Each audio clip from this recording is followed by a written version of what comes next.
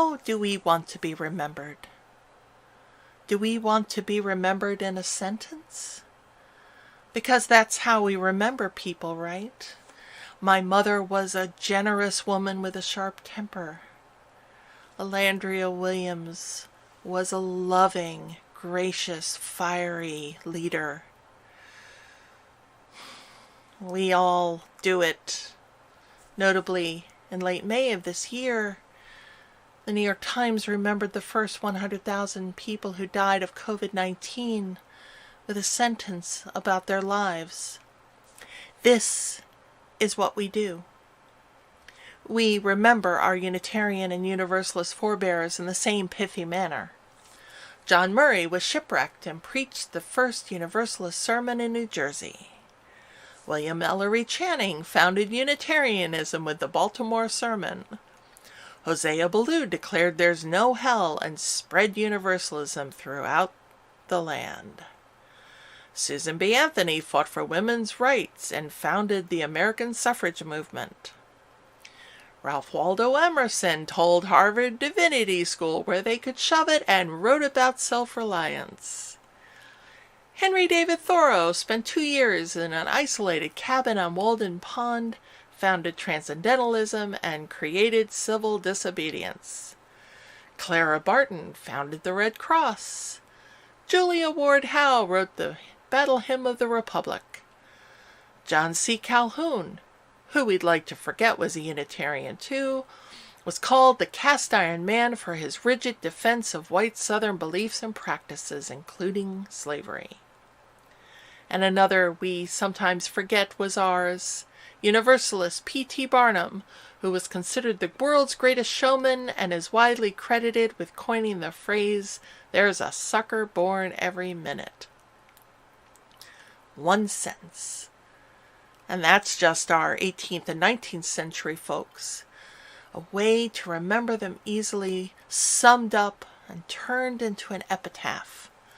Mostly saints and sages, couple of scoundrels.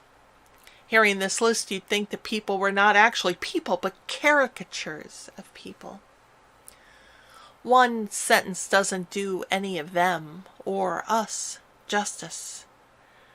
Even the stories we tell about them, like the one we heard about John Murray, doesn't do him justice. So, let's talk about Murray for a moment. The story we heard earlier is the story we know. Some of it is even true. Yes, John Murray was a Methodist from England who left the ministry when he discovered he believed in the doctrine of universal salvation, much to the dismay of his fellow Methodists. And yes, after his wife and newborn child died, Murray spent some time in a debtor's prison. His brother-in-law rescued him, paid his debts, and helped him out. Firm in his resolve to never preach again, Murray announced that he wished to pass through life unheard, unseen, unknown to all, as though I ne'er had been. In early 1770, he decided to quit his life in the old world and start fresh in the new. He boarded the brig Hand in Hand, which grounded on a sandbar off the coast of New Jersey. And, yes, it is true that Thomas Potter had built a chapel, but it was for a fairly constant flow of itinerant preachers. And, yes, Potter invited the reluctant Murray to preach. Now, the legend says that Potter and Murray struck a deal, and the weather played in Potter's favor. Legend also says that that sermon delivered on September 30th of 1770 was the start of American Universalism. But what we know is that German immigrants who believed in universal salvation had already established themselves in the mid-Atlantic colonies. We know that Potter himself was connected to a group of Anabaptists who were open to universal salvation. And we know that Murray's first sermon had very little to do with universalism, as he was admittedly gun-shy. But does all of that matter? The narrative in the story describes a miracle for people who don't believe in miracles. The real miracle, if we can call it that, was a lot less headline grabbing. The miracle was that he preached at all. And subsequently, he got his confidence back. He started preaching again and eventually established the first Universalist church in Worcester, Mass. in 1780. This then set the stage for the more radical universalism of Hosea Ballou, who believed there was no purgatory, no waiting room, nothing that we needed to do to get ready for heaven, but that all souls go to heaven upon death. Ballou, by the way, was discredited by Murray and his followers after he preached. When the sermon that Ballou preached in Murray's church in Gloucester was concluded, Murray's wife, Judith Sargent Murray, was so aghast she instructed a choir member to stand up and declare to the assembled, "The doctrine which has been preached here this afternoon is not the doctrine which is usually preached in this house." To his credit, Ballou's respect for Murray and his knowledge of their theological incompatibility meant that Ballou did not attempt to settle in the Boston area while Murray was alive. And that's just one part of our history. The truth is always much more complex. This saint of ours, John Murray, was a living human being with doubts and foibles and ambitions, and a wife who supported him fiercely, and whose support would horrify us today. But it's not surprising that we tell stories like this instead of the less popular versions.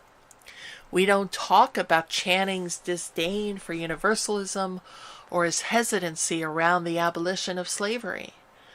We don't talk about Emerson's belligerence. We don't talk about how Thoreau spent 2 years at Walden Pond mourning the loss of his brother and continued to go to town to get food and get his laundry done and carrying on his responsibilities to his family. We don't talk about Anthony's refusal to include women of color in her work for women's rights. And we also don't talk about P.T. Barnum's incredible philanthropy or Calhoun's insistence that the voices of all the people be heard and considered at the highest levels of government. And the reason we don't is because in order to define the social, cultural, religious thing we call Unitarian Universalism, we need to tell the stories that fit what sociologists call the cultural imaginary. Now, as I understand it, the cultural imaginary or social imaginary is a collection of stories and symbols and ideas that surround a people's concept of themselves and a particular identity. This is a remarkably common practice. We see cultural imaginaries built in Latino communities, LGBTQ communities, immigrant and refugee communities.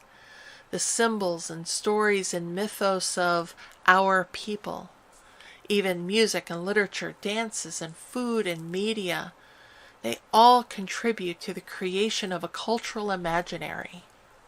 Now, to be clear, imaginary in this case doesn't mean false.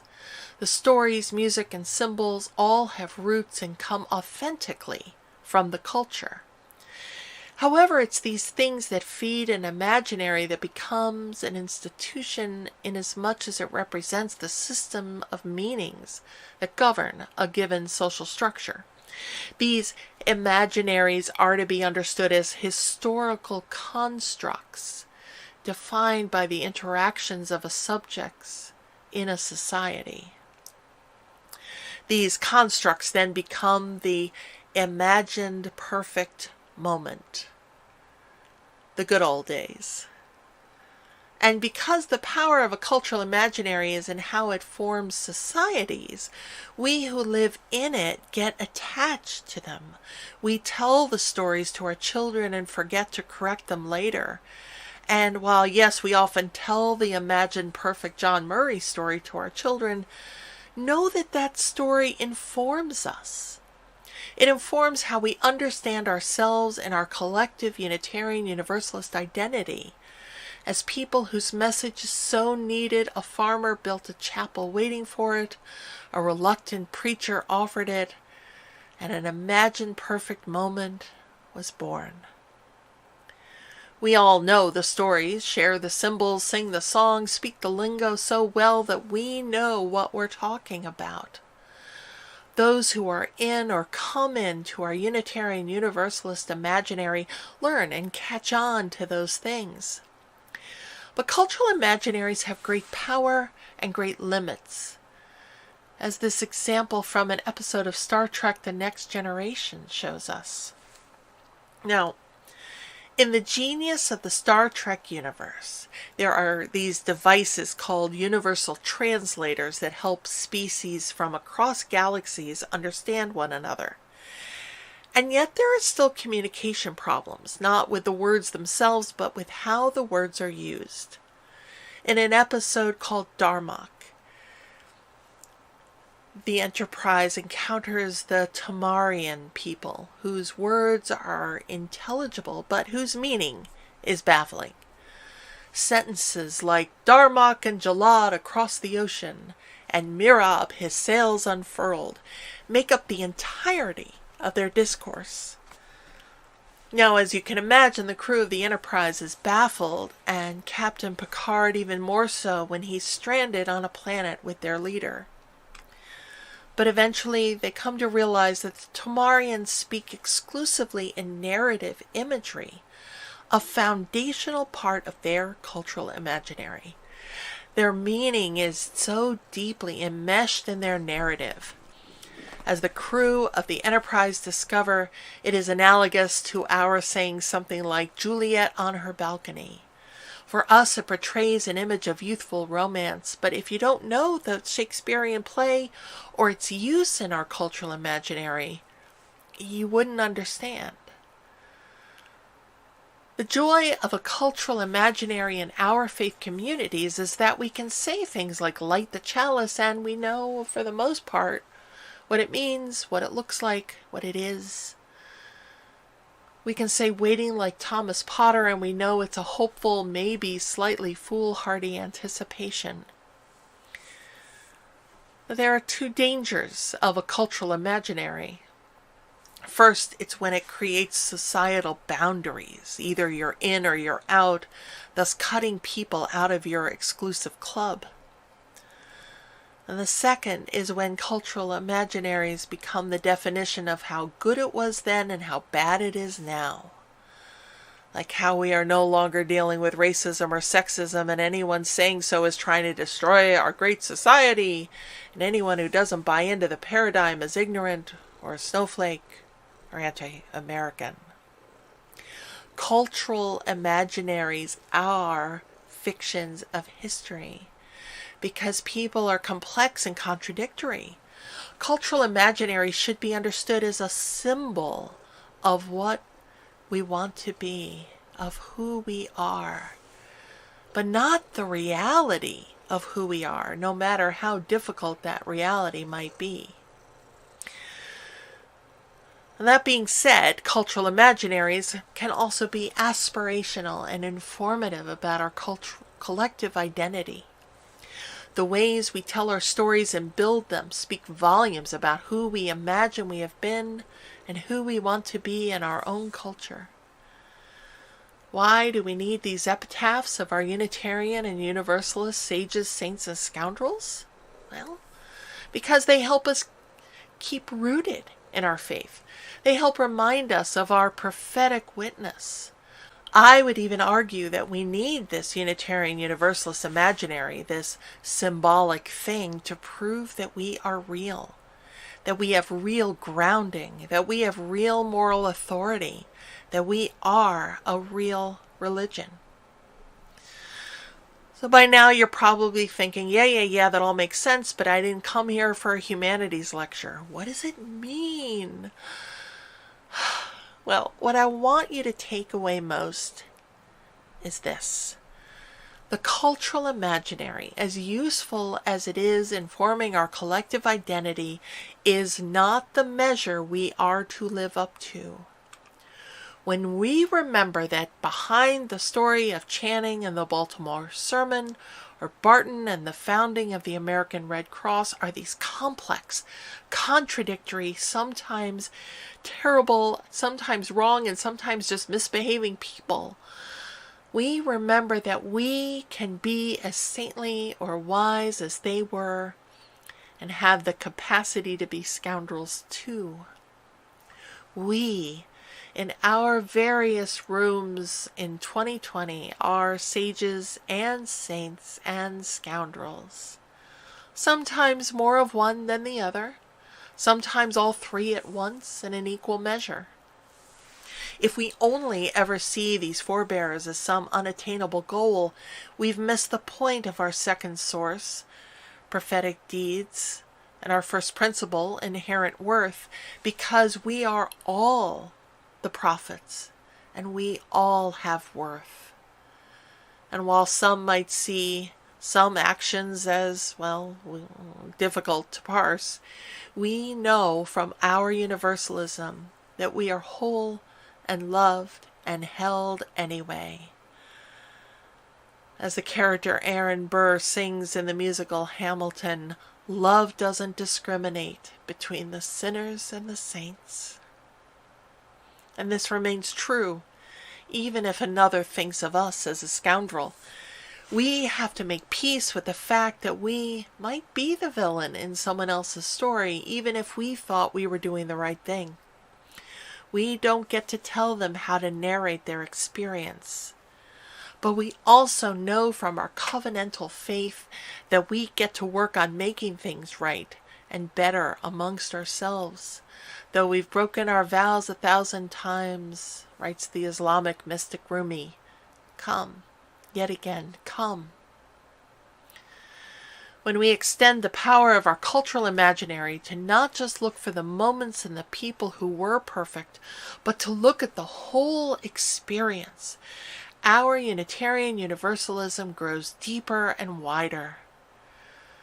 This hard work of seeing our whole selves as sages, saints, and scoundrels makes it a little easier to extend the circle of love to all of the world's sages and saints and scoundrels. May this be our call.